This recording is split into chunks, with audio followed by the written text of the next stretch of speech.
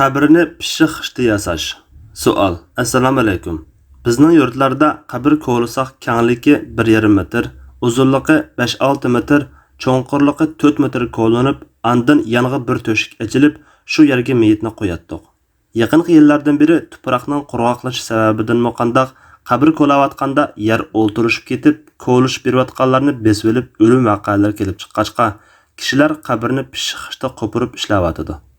Ba'zilar buningga qarshi chiqib, xam xishda qo'pirish kerak deb ixtilof qilishdi.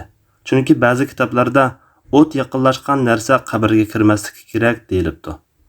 Xam xishda ojiz bo'lib qoladi ekan. Pishiq xishda ishlashga bo'lamdi? Javob: Va alaykum assalom va rahmatullohi va barakatuh. Barliq hamd sanolar Janobi Allohga bo'lsin.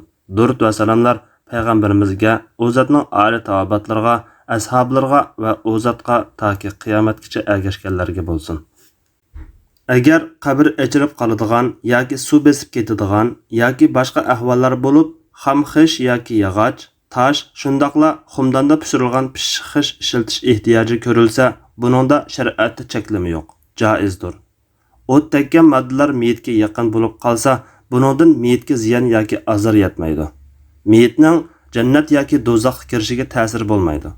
Meyit o'zining iymoniy va amallariga qarab, yana Alloh taolaning irodasi bilan ya rohat ya azob ko'radi, ya jannat ya do'zaxga kiradi.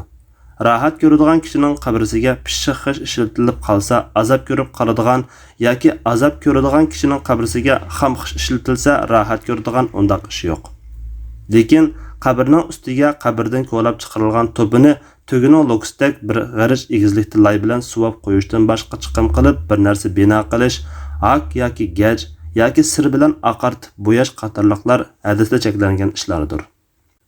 Odatda fiqh kitoblarida olimlar yer bo'sh yoki nam bo'lgan ahvolda qabrga o'tni ko'ygan yoki ko'ydigan narsalar ishlatilsa bo'ladi deb qaraydi. Yer bo'sh yoki nam bo'lmagan ahvolda qabrga o'tni ko'ygan yoki ko'ydigan narsalar ishlatilsa yaxshi bo'lmaydi. Bu makruh deyishidi. Makruh deganlardan ba'zilari bu bir xil bino yasash va zinnatlashdir. Meyit bino yasash bilan zinnatlashga munosib emas deb qarasa, yana ba'zilari meyit o'tga yaqin yo'limisin deb o't tekkan narsani ishlatishni yomon ko'rgan. Masalan, Imom Abu Hanifa rahmatullohi alayhining shogirdi Imom Muhammad ibn Hasan rahmatullohi alayh qabr azroq chiqib turgan egizligidan ortiq egiz qilib etishni to'g'ri topmaymiz. Aqlash yoki lay bilan suvashni, yeniga masjid bino qilishni yoki tog' tiklashni yoki ustiga xat yozishni, pishiq xishda qabr bino qilishni yoki pishiq xishni qabrga kirgizishni yomon ko'ramiz. Ustiga suv chechishni mayli deb qaraymiz. Bu Abu Hanifa radhiyallohu anhuning qarshidir deydi. Imom Qurtubiy tafsirida bizning Maliki mazhabda lahatga pishiq xish ishiltish makruh bo'ladi. Imom Shafi'i umi bir xil tosh bo'lg'achqa hech gap bo'lmaydi degan. Imom Abu Hanifa bilan shogirdlari pishiq xish binoni mustahkam qilib yasashga ishlatadigan modda. Qabr bilan uningdagi jasad bo'lsa, chirib tugaydigan narsa. Shunga uni mustahkam qilib yasash munosib emas deb uni qabrga ishlatishni makruh deb qaragan. Buningga asosan tosh bilan pishiq xish barobar bo'ladi. Yana pishiq xishda o'tning ta'siri bor. Shunga meyit o'tga yaqin yo'lmiskan degan umidda pishiq xish makruh bo'ladi deyilgan. Buningga asosan tosh bilan pishiq xish farqli bo'ladi degan. Imom Ibn Qudama qabrga pishiq xish yoki yog'och yoki o't tekkan bir narsa kirgizmaydi. Biz yuqorida xam xish bilan qumishni mustahab deb o'tdik. Imom Ahmad yog'ochni makruh degan. Pishiq xish isrofxo'r. Bayashat turmush egalarining binolariga ishlatiladigan modda bo'lg'achqa makruh bo'ladi. Yana meyit o'tga yaqin yo'lmiskan degan umidda o't tekkan barliq narsalar makruh bo'ladi degan. Demak, yuqorida 4 mazhab olimlaridan Hanafi mazhab imomlari qabrga pishiq xish ishlatishni ortiqcha bino qilish, zinnatlash deb qarab yomon ko'rgan bo'lsa, Hanafi mazhab olimlarining keyingilardan ba'zilar Hanbali va boshqa mazhab olimlari meyit o'tga yaqin yo'lmiskan degan umidda makruh deb qaragan. Meyit o'tga yaqin yo'lmiskan degan umidda makruh deb qaragan olimlar bu qarshida nimaga tayangan? Tabiinlardan Ibrohim Naxai lahatga pokiz xamxishdan boshqa bir narsa ishlatishni yomon ko'ratdi va pishiq xish yomon ko'riladi, xamxish tepilmasa qumush ishlatiladi degan. İbrahim Naxai yana ular xam xishni yoqtiradi, pishiq xishni yomon ko'rishadi, qumushni yaxshi ko'rishadi, yog'ochni yomon ko'rishadi degan. Yana Zayd ibn Arqamning bir o'g'li vafot bo'lib ketganda Maliga o't tekkan bir narsani uninga yaqinlashtirmagan degan.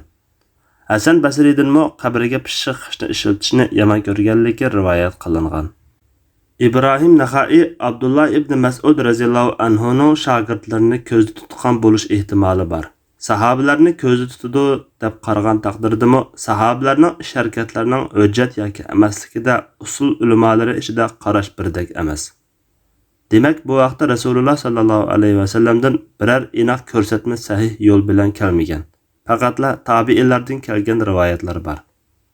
Undaqda İmam Abu Hanifa rahmatullohi alayhining qabrni ortiqcha yasab ketish va zinnatlash jihatdan yomon ko'rishi o'rinliq, ehtiyoj bo'lmasa ortiqcha xish ishlatmaslik lozim. Ehtiyoj bo'lsa ishlatsa bo'ladi. Shunga Hanafi mazhab olimlaridan Buxoro ulamolari Buxoro tarafining yeri bo'sh bo'lg'achqa qabriga pishiq xish ishiltish ehtiyojini ko'zda tutib ishlatsa bo'ladi deb qaragan. Shundoqla pishiq xish ishlatmaslikni meyit o'tga yaqin yo'lmaskan degan umidda yomon ko'rishni rad qilib, buning yomon ko'rilishidagi illat qabrni bakla mustahkam qilib yasash ekanligini ko'rsatgan. Yuqoriqilarga asosan mundaq xulosalaymiz. Qabrni o'g'ri yoki hayvon yoki yomg'ir qatorliq aziyatlardan qo'g'dash ehtiyoji ko'rilgan ahvolda meyitni asrash jihatdan qabr ichini pishiq xishda assa bo'ladi. Lekin ortiqcha isrof qilish, oshirib etishdan saqlanish zarur. Ammo qabrning ustiga pishiq xish ishiltib yasash, gajlash, haklash, bo'yash va boshqa turda qabrni oliy yasash o'zaro ko'z-ko'z qilib baslashish cheklandi. Vallohu a'lam bis-savob. Allah eng to'g'risini bilguchidir. Fatvoda Dr. Abdul Aziz rahmatulloh. Fatvolar majmuasi 2-tom 126-numberlik fatvo.